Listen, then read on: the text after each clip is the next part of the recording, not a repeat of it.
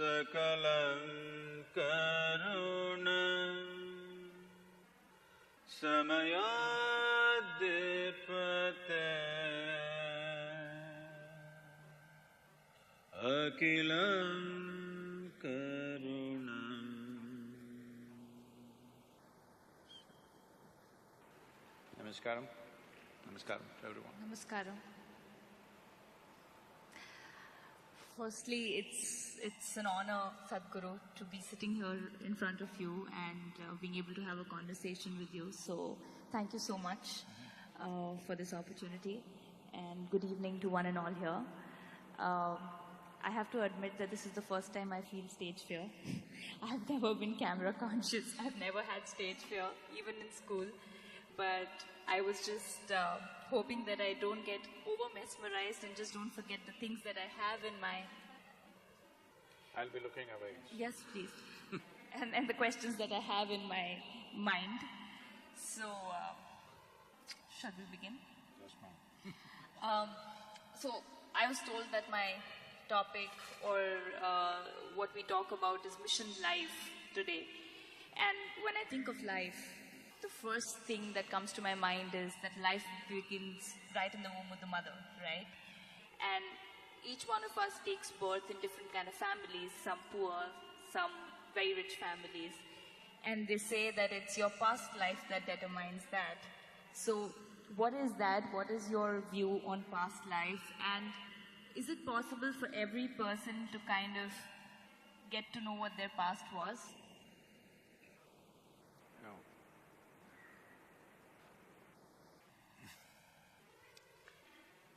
Now, it is true that if you… those who have more than one child, would know this if they paid attention. But otherwise, you can go to a hospital, watch 10 children who are just born. You will see these 10 children are not same, they're just born, but they're not same. Each one of them have their own characteristic. Even if two children have come of the same parents, you have a sibling? Yes, I have a young… Nothing like you. No, we're poles apart. So, though same genetics, same home, same food, probably same school many times, but so different.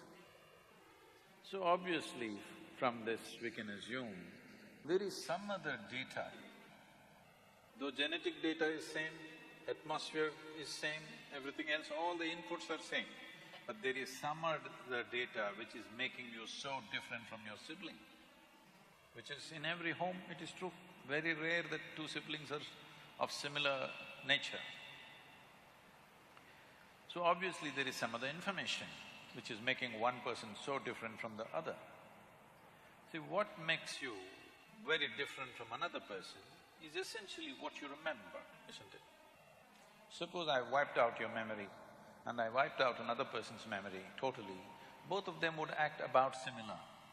Only because you have a memory, it is so different. Now when we say memory, what you know as conscious memory is only a very small part of the memory.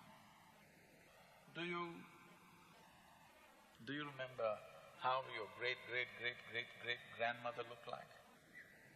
No. Her nose is sitting on your face though, isn't it? Yeah. Your body remembers.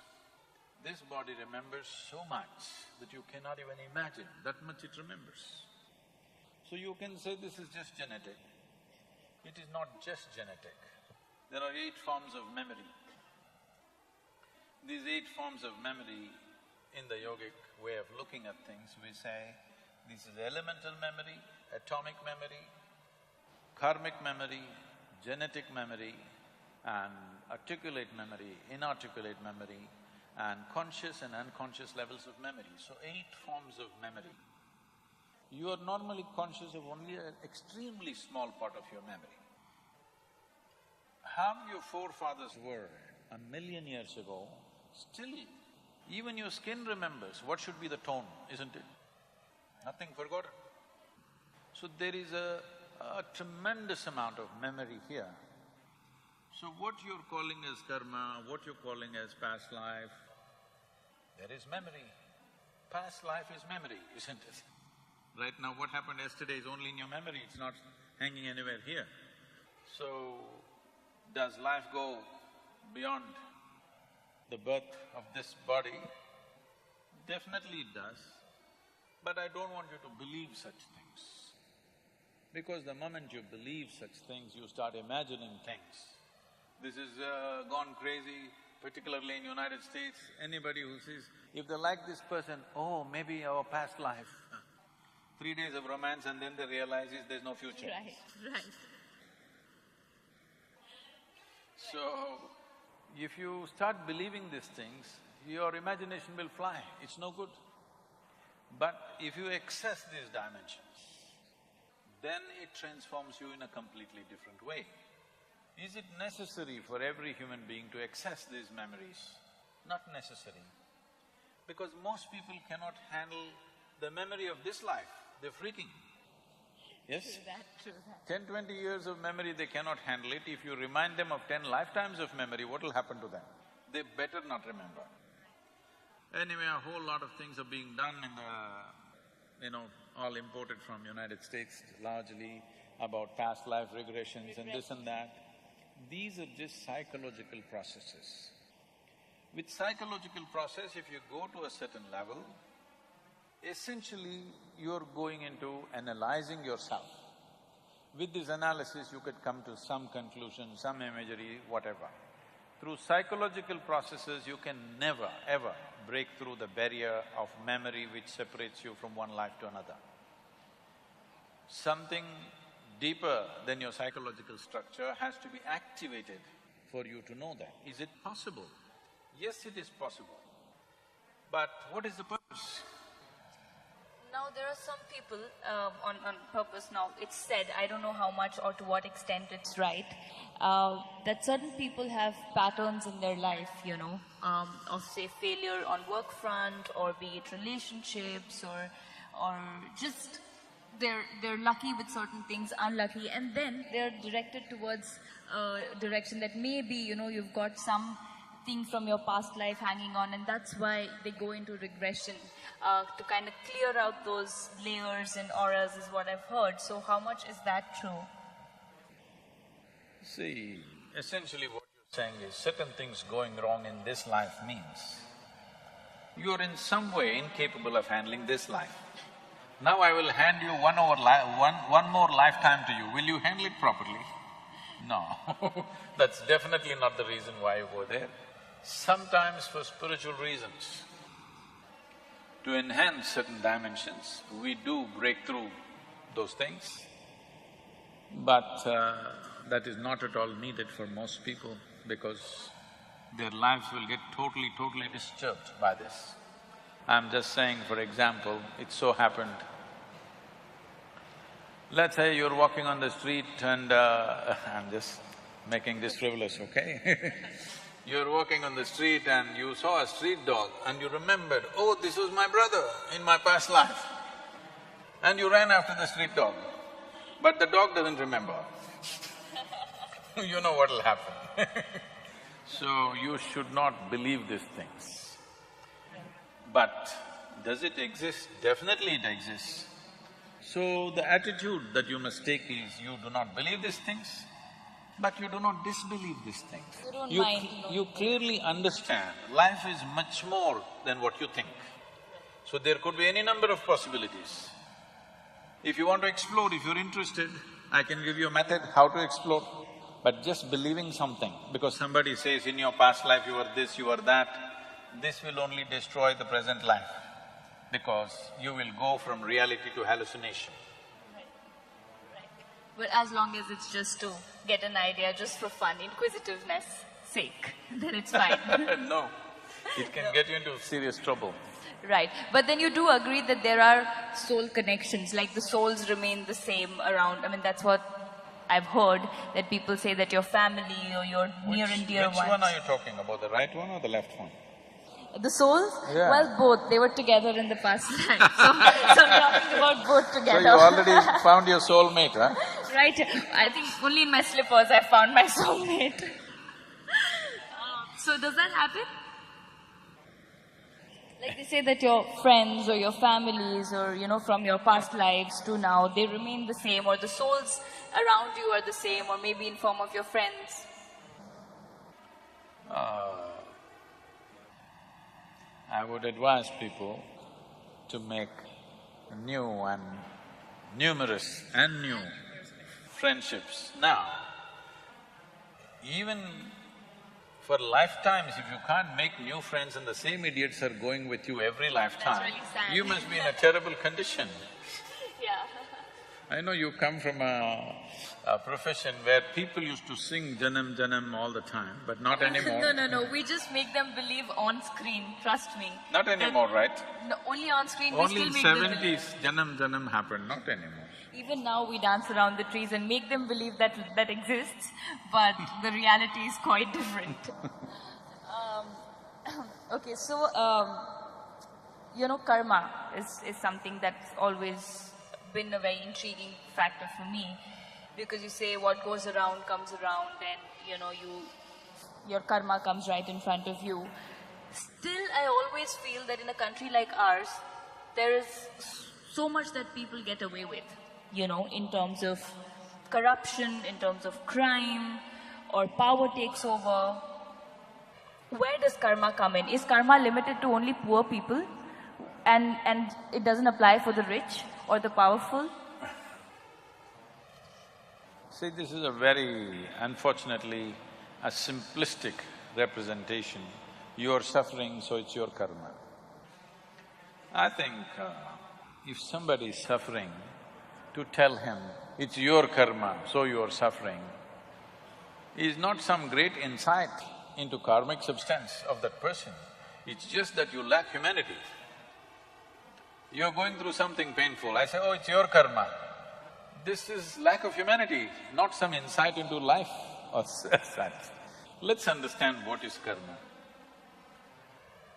See, the way you understand, the way you perceive, experience, understand anything that comes your way depends on the past memory that you have.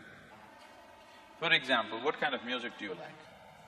Anything that's soothing to the ears. Heavy metal? Not at all soothing to the ears. Okay. So you want some soothing music. So if we play heavy metal music for you, and this music can be only played at full volume, anything less than that it doesn't work. So if we play heavy metal music for you at full volume, you will have a nervous breakdown. But there is some young people there,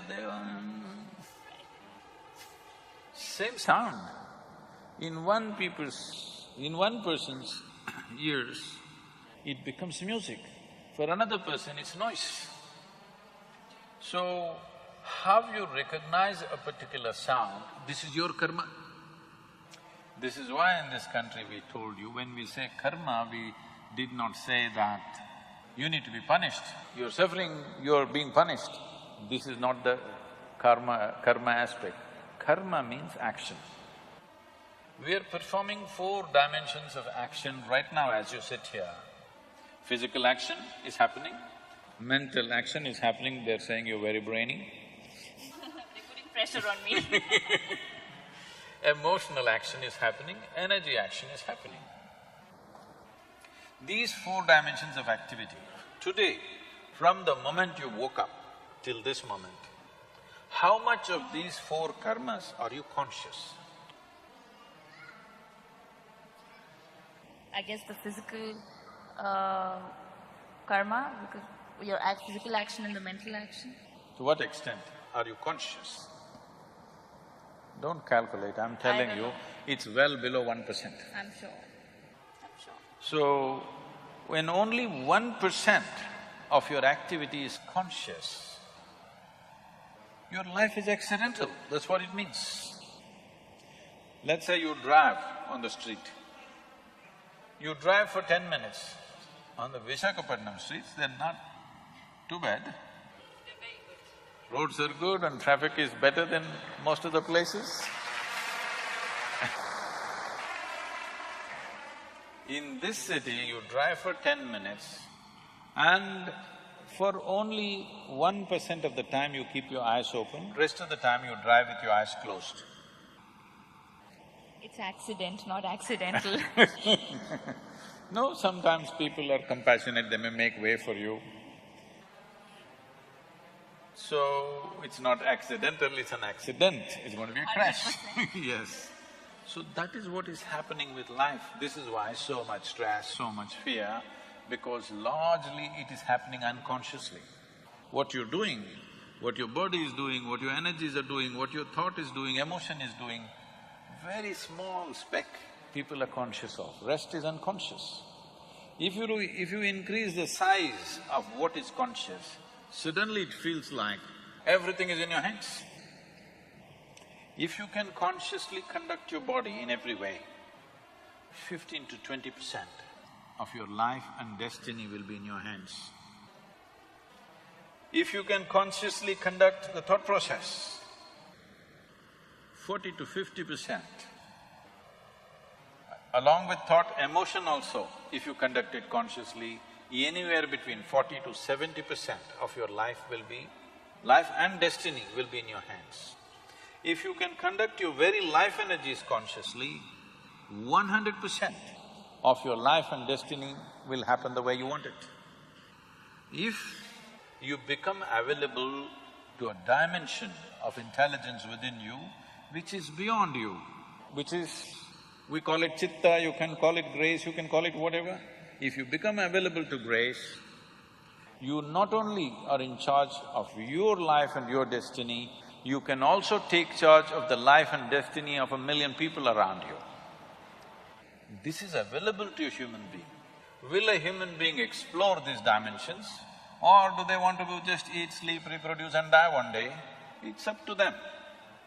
But no matter who you are, what kind of work you do, how much money you have, what you do,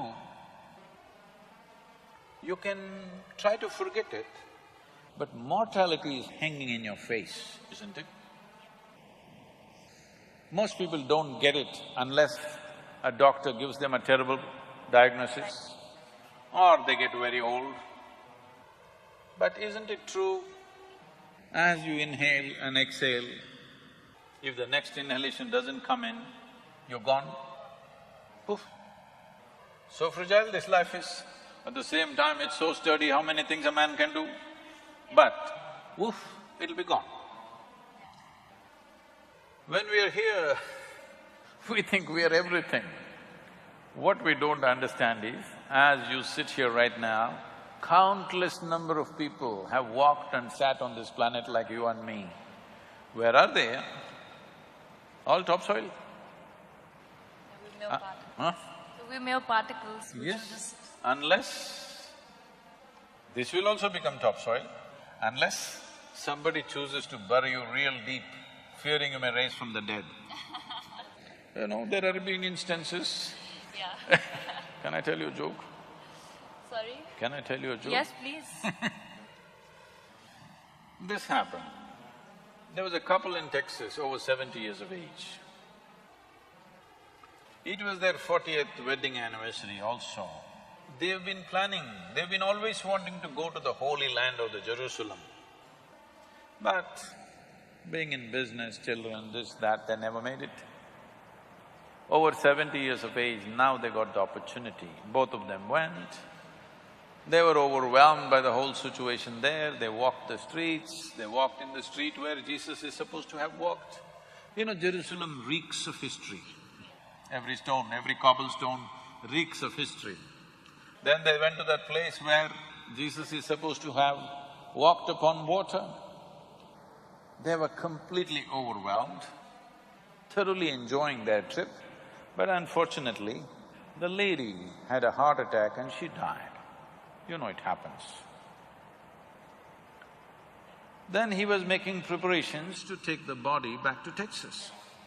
Then the local people approached and said, see, this is not a bad thing.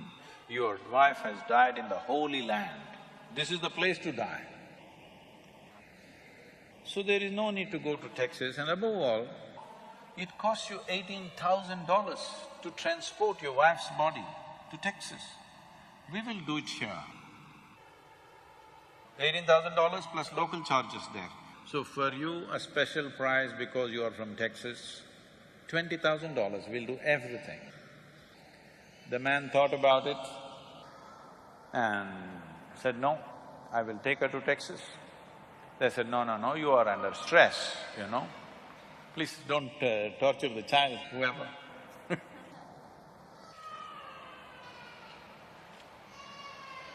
He's just started his life, he doesn't want to know about past life and Or too much karma. So, $20,000. Then they said, you're under stress, you're not able to think clearly, we will give you a discount, $15,000. Let's do it. The man thought about it and said, no, I will take her to Texas. I said, no, no, no, you are under duress, you're not able to see things clearly. What is the point? This is the place to die, Jerusalem, this is the Holy Land, she wanted to come here and she died here. This is where it must happen. You are under deep stress, so because of your distress and suffering, we will give you a super discount, $10,000, let's do it. You know, this is Jerusalem, you can bargain. Yeah. The man thought about it and he said, no, I'm taking her to Texas. Then they said, why? Doesn't make sense. Why are you doing this? The man said, in Texas, dead stay dead. In Jersey.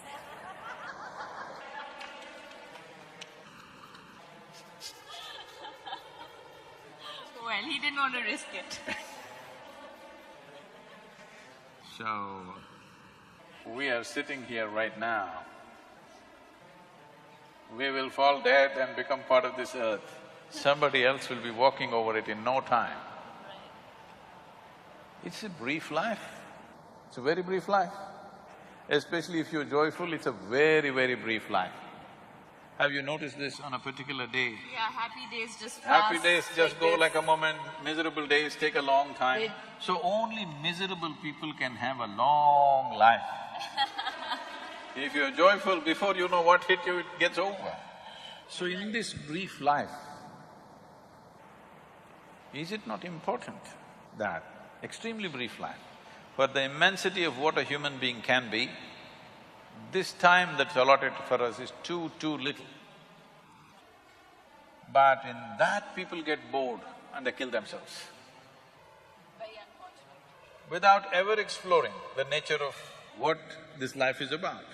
Simply because people's physiological and psychological drama has bigger than the existential realities in which we are. But that's also because Sadhguru, a lot of them are not aware of what the reality is. That's because they don't know how to act in their life. No, They're thinking it's real, you need to tell them. Right, like you're showing them a path, you know, and No, which you is a need great… to tell them it's all an act. Well, unfortunately, somehow I feel the large percentage in our country is still struggling for the basics, you know, which is the food and the shelter and home and clothes. So for them, that is it. That's meeting their ends is tougher. That is an unfortunate reality. Still, basics like food and shelter have not happened. Right. That's a different thing. But believe me, those who are successful are suffering a lot more than those who are not so successful. I'm constantly working with business leaders around the world and I see most successful people have the longest faces. I agree. I don't know what makes it so difficult to just put a smile on your face all through the day. So, if people don't have anything to eat, that's a different situation, we have to fix that, there's no question about that. But people's psychological drama, what you think and feel becomes bigger than the creation. True. Because of that, life gets all messed up. After all, it's your thought, you can make it any way you want it. After all, it's your emotion, you can make it any way you want it. But that freedom and that awareness is not there simply because less than 1% of it is conscious. Rest is all in reaction to something else. So now you said, most of it is we're not conscious about the actions. And coming back to my question where my main point was, what if it's a consciously bad karma that a person does, say a murderer or somebody who commits crimes, or there's so much happening in our country today. Now, where does karma fall in place? Because my question was, in at least our country, it's not like the Middle East where people are highly punished. There's a lot that you can get away with. Because a lot of times, just the way they're living itself is a punishment. So, we don't think we have to punish them further. No, but there are quite a lot. I mean, we all know that, there are people who get away with a lot of things, and very unfortunate that it is. But is it somewhere that we are not able to handle things properly in our country and we blame it on karma? See, it's not just in this country, everywhere it is there. Here we have over 10,000 years of culture and history, so we have learned many more tricks. We have learned many more tricks as to how to do these things. Essentially, karma means action. As I said, 4 dimensions of action. In the physical world, action naturally has a consequence. It is not like somebody sitting up there and they're going to punish you for this or that. You said if a consciously negative karma… See, what is negative and positive is not in the action, it is in the volition, it's in the intention. I'm sorry to take such an example, but you come from an army setup, your family is there. Armed forces means we have built armed forces mainly so that if somebody bothers us, to kill them. Nothing wrong with that. You get a medal for that. Because we're doing it for a cause that we believe is sacred for us. But we must understand somebody else unfortunately believes their cause is also sacred.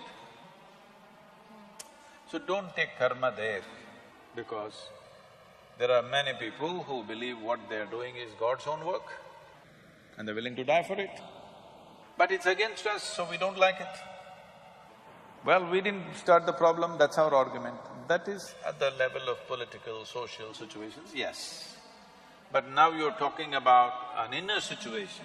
An inner situation is only by intention. Intention is fixed, everybody thinks what they're doing is great. If you and me were 2 different countries, I'm fighting for my country, you're fighting for your country. Our intentions are right. So… Right. Now coming to intention, like you say that your thought is something that when you give it out to the universe, like the law of attraction, the ask… You've been reading all these American books. I've read inner engineering as well, but so it just makes me curious about these things. When you say the law of attraction, where you ask, believe and receive, anything that is sent out to the universe in a positive direction or in a constant direction rather, happens, because they say that you design your destiny, you design your life. Like you just happen to say that, your conscious efforts, you can have control over your life. Now, coming to intentions, now what if you're sending out a positive signal, great. What if someone is… No, I did not agree with that, you made a theory. There are lots of holes. Okay, so my question, you did not agree to it. So my question is, if someone is sending out… Okay, you want your life to be a certain way, you send out positive signals, which is great. But… To whom? To the universe. To the universe. Which direction? Up or down? That's what I'm asking. How does the law of attraction work? Does it really work? It doesn't work. It doesn't work? So what works? How do you design your Law own of attraction is something that happens between opposites. Yes? Whether 2 magnets or two opposites, male and female or whichever way, law of attraction is always between opposites, isn't it? From North Pole to South Pole to this and that, it is working like that. Right. Now you're talking about the universe. So that means you are an alien to this universe? Part of the universe. If it's part of the universe, what is there to be attracted about? Well, why do they say that you can design your own destiny? You can determine your destiny, you should. That's what being human means. Right.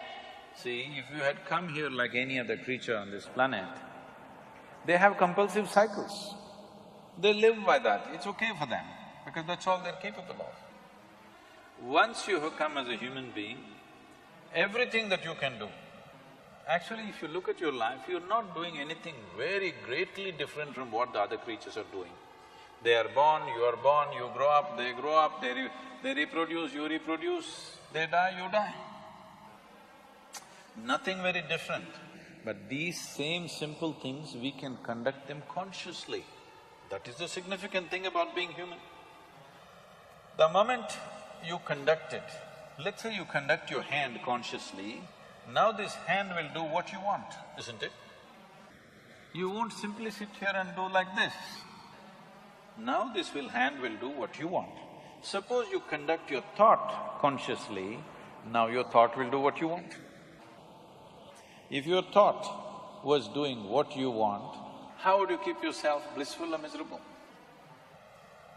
Blissful. Yeah. If you're blissful, would you go in search of happiness? Of course. Huh? No, if you're blissful, you're just If satisfied you're with blissful, would your life be in pursuit of happiness, I'm asking? it. You'll be in a state of… Yes, you're blissful.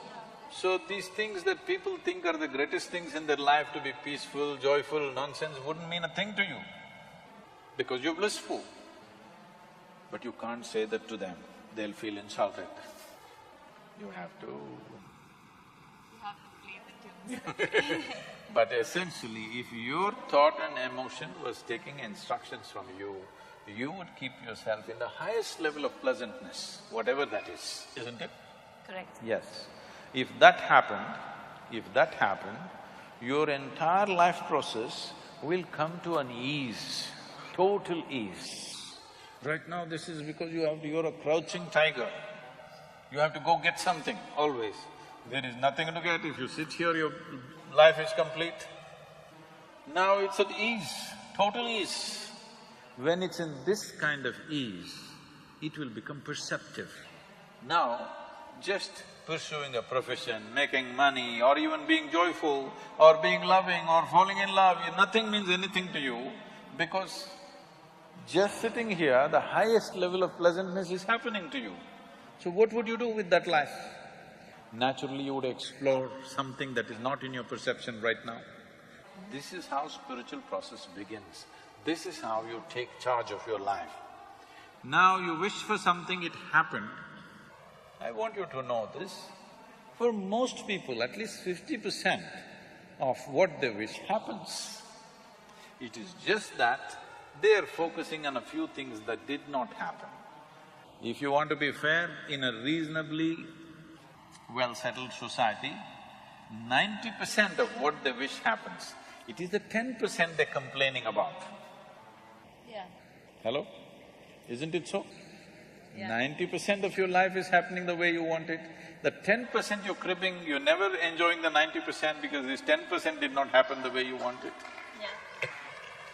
So already, to a large extent, you are in control of your destiny.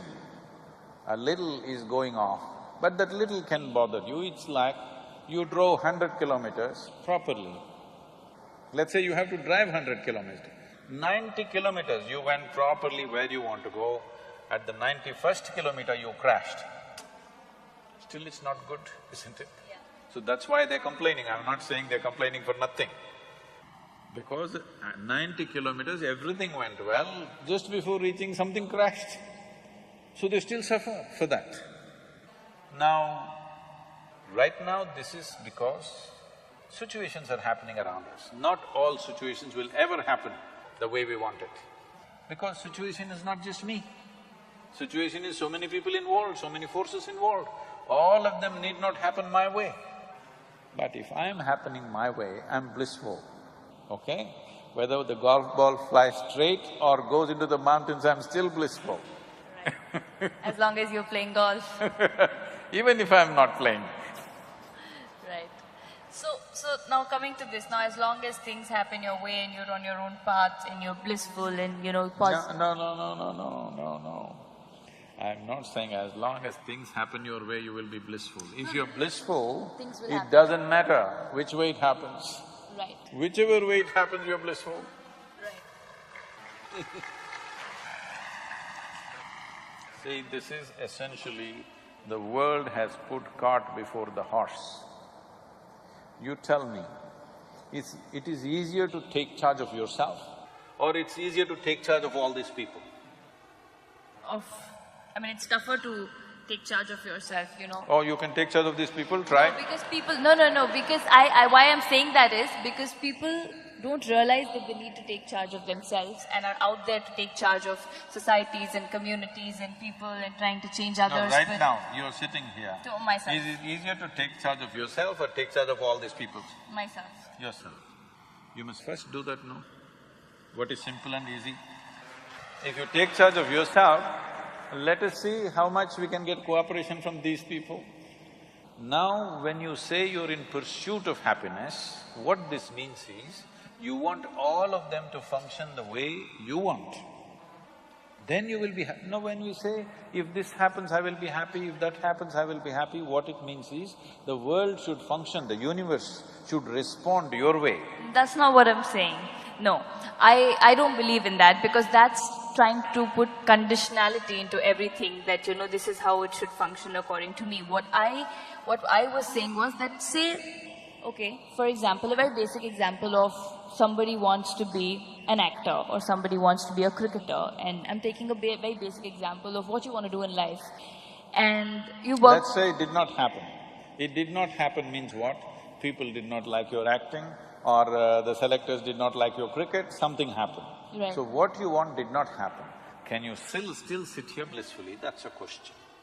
Not a lot of people. That is why I'm saying, what you're trying to do is, when you say, everybody should like what I'm doing, in some way you have to take charge of their minds, that's what you're doing.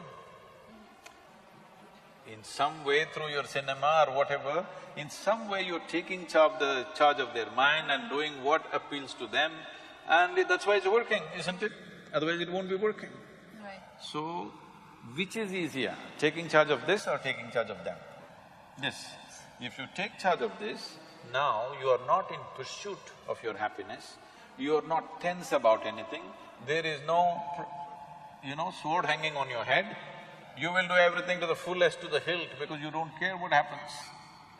Whatever happens, you will be still fine, this much you know.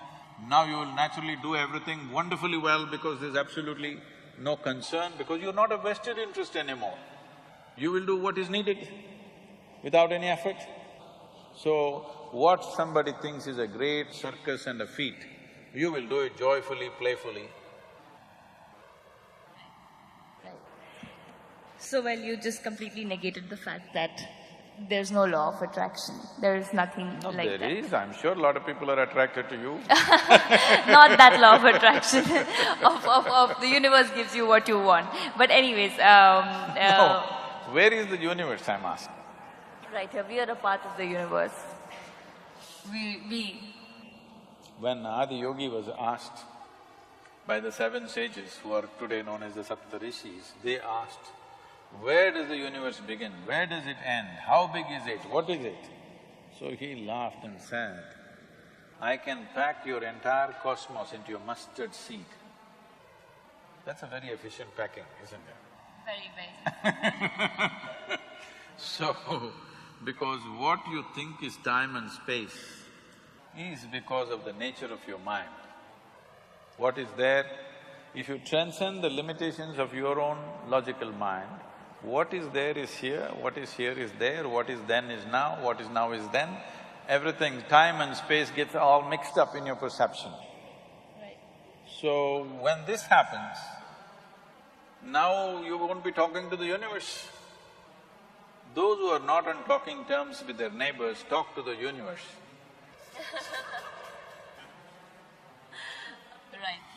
Now, say in today's competitive world, or where people really think that you need to there's cutthroat competition and you're working towards it, and then there's negativity. And say if someone is, for example, I'll take an example of myself. I believe in completely just working towards your goal and being positive about it and not looking around on what's happening or what people are doing.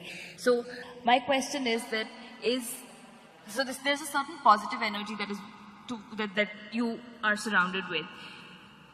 Does negative energy really affect a positive energy? Like, people talk about evil eye or drishti, that in our Indian culture is so much, which I don't believe in personally, but you hear from your relatives or people around that if you've done a good job, there's drishti, you should come and do this puja, and there are rituals that are followed. So can a negative energy harm a positive energy? See, instead of looking at this as positive energy and negative energy, the same energy can function positively or negatively. What is, if something works favorably for me, I say it's positive. If it works as a detriment, I say it's negative. But it is not essentially negative or positive. It may be, what is darkness for you is light for a whole lot of creatures on this planet, isn't it? Electricity is right now doing positive things to us, so if you stick your finger into it, it does something else to you. It is still positive as far as you touch the positive only, not the negative. So, what it does is simply dependent upon variety of things, the way it arranges itself. So, is there something like you are surrounded by some negativity which affects your body, mind, energy, everything? Yes, there is. This is something, just 3-4 days ago, they were giving me the studies they have done. In our yoga center, we have a rejuvenation center. We have what is called as Klesha Nashana Kriya. Sorry, what is it called? Klesha Nashana Kriya, that means a Kriya which destroys impurities. To put it simply, few of them knew what to do, maybe previous generation knew, gradually they just started doing like this. But if you observe a person and do it in the right way, it does certain things, so we have a whole scientific process. How to do this, just the same thing. See, today let's say you're very exhausted or… Rejuvenates you Yes, completely. rejuvenates you in some sense. So this is a water wash. Similarly, we can do wind wash, we can do fire wash, we can do substance wash, like with grains and other things we can do. So what this is like a fire wash, but it needs to be done in a certain way. Water can touch our body, water can touch our skin, there's no problem. Fire cannot touch your skin, it needs to be done in a certain way. They give me this study report which is amazing. There is a record of children who have come with this ADD and this kind of problems. 21 Klesha Nashanas, they're completely free of medication and fine. No medicine, no any kind of treatment, nothing. Just fire wash 21 times in 21 days and they come out clean and no medication, nothing, they're fine after that. There are any number of records. I was just looking at this 4 days ago and it's amazing. But this, all our grandmothers wanted to do. They did not just do. I remember many times, when I came home from outside somewhere as a little kid, my mother would look at me and say, "I think you need drishti, we must take." I said, "Come on, rubbish, I don't want any drishti." But she wouldn't let me, she would make… I would be running around, still she would be doing something. I don't know whether it worked or not, I was too whatever mentally, too against all those things. But today there is proper record of what it does to people, tremendous things it's doing to people. So that means it does exist. It does, there's no question about it. It does. The question is, do you know how to do it properly? We're thinking of… after looking at this, I spoke to the people who are doing it and said, we must give large-scale training to people. We must even produce videos and put it out so that everybody knows how to do it in their homes. Because this is such a simple thing that anybody can do at home and it has tremendous impact. So that means it's that simple for someone to just put drishti on someone and then they suffer? Like, say in terms of ailment or like they saying take off drishti. Say suppose I don't believe in it at all. And I believe like same, like you said your mother would run around you like and you didn't believe in it. I don't believe in it and I feel that if you're a good person, these things can't harm you. If you're doing your things the right way, how can someone… I want you to know a lot of good people go through works in this world. Sorry, go through? A lot of good people go through terrible works in this world. Yeah. This is not a movie, this is real life, where a lot of good people suffer like hell, isn't it? Right. This brings to the first thing, that means good things don't always happen to good people. Oh, not at all. Because… Unfortunate. I must tell you this. A lady was driving in Minnesota. She had a flat tire. And she got out. She had never handled a flat tire. Have you ever? No. No? No. Once when my driver was with me, so I was… I was okay. So, she had never handled it. She was in a party clothes with high heels. She struggled, she put the jack lifted. She was terrified because she had parked in front of a mental asylum and there were all kinds of strange sounds coming from inside. So with great nervousness, she somehow took out the wheel, unbolted, took out the wheel, then she got the heavy, the spare tire, she got it out of the car. With great difficulty carrying, she had put the 4 nuts in a hubcap. These days there are no hubcaps, there used to be hubcaps. And tottering around on her high heels, she stepped on the hubcap. On these 4 nuts flew in 4 different directions.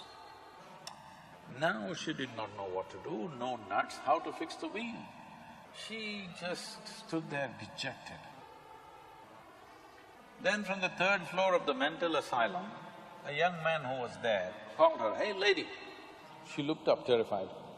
He said, "See, take out one nut from the other 3 wheels and fix this wheel. With this you can easily drive to the next gas station and there you can fix it up."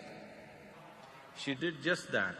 Then she looked up at him in gratitude and she said, "You are such a smart young man. Why are you in this place?" He said, "I may be crazy, I'm not stupid." So, people may be good, but they're stupid. Stupidity, you'll pay. Stupid means just this. There are many levels of stupidity, but the worst kind of stupidity is just this. Your own thought and your own emotion doesn't take instructions from you. Tell me, it's your choice. You can either label yourself crazy or stupid. Your own thought. See, if it so happens, my hand starts slapping me. Somebody comes to do something to me, I can take care of it. If my hand starts slapping me, what is the solution?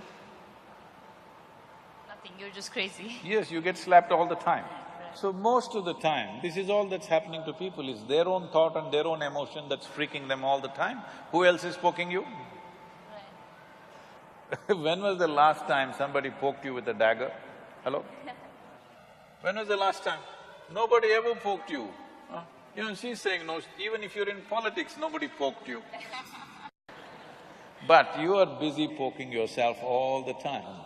So, it's up to you to choose the label. You're either stupid or crazy.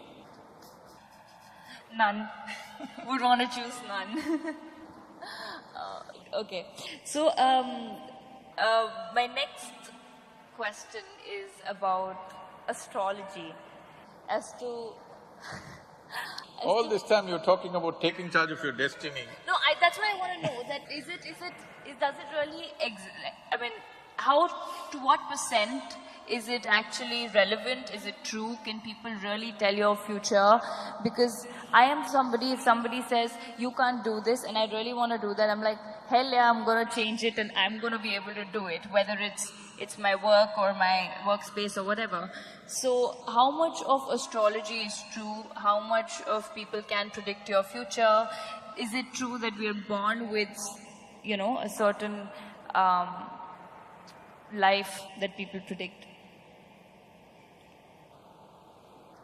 You have a horoscope? I do, which I've never read, but they say a lot of things. I said a horoscope. Horoscope? Yeah. No. It's a horoscope. Because if it's already written what you could do and could not do, your life is a horror. Isn't There's it? no excitement in life then. It's not about excitement, there's no potential. It's already written. You're not a potential life, you're a past life. We could have just framed the horoscope and bury you. Right. Instead of framing your picture after you die, we can frame the horoscope and bury you today. What is the problem? It's anyway the same thing. Because once you're past, it is just that which people remember about you, either it's written or in their minds, like a story. So there's no science to it. No, we'll come to that. There is some. See, every object, especially if it's a large object like a planet or a star, it is exuding its own reverberation. Right now, this vessel is exuding its own reverberation, believe me. It is. Scientifically we can prove this, that it is exuding a certain level of reverberation. Right now it contains water, so it is exuding one kind of reverb. Suppose we put milk in it, it will be exuding another kind of reverb. Suppose I pour some mercury in it, it will exude something totally different. So every object, every physical form has its own reverberation. Now, if I don't have an established way of being, now this vessel could slowly influence me. To such an extent, many people, they touch a vessel and after that they can't keep it down. Don't literally take a vessel.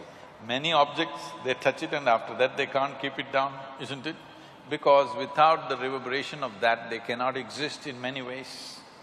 So when this is the case, a planet could have its own reverberation. Now, it is up to me whether this vessel will determine my destiny or I will decide the destiny of this vessel is up to me.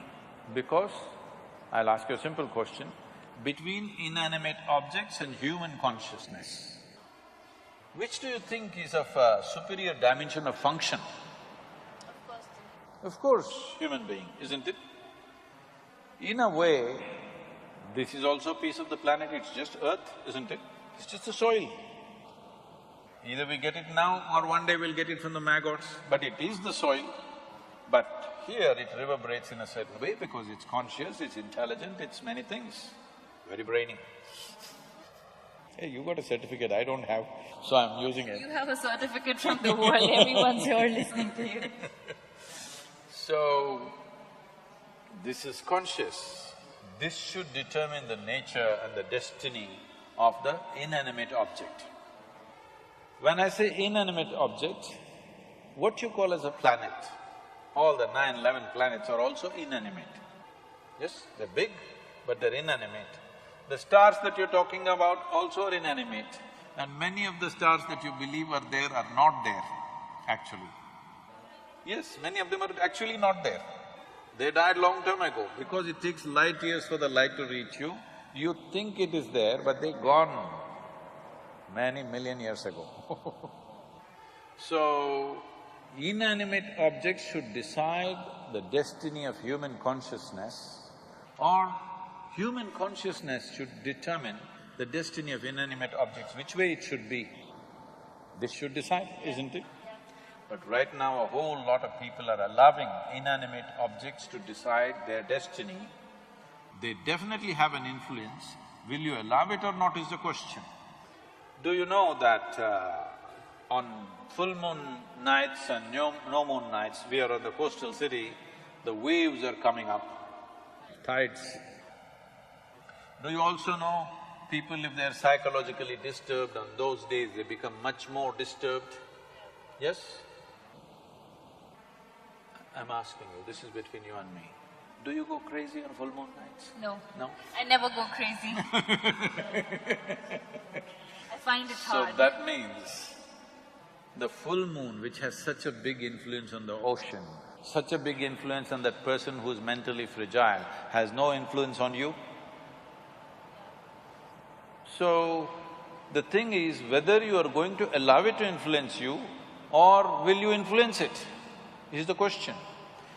Full moon is only rising certain things within you. If the whole ocean is rising, obviously all the fluids in our body, including our blood and everything else, all the gland secretions, everything is rising.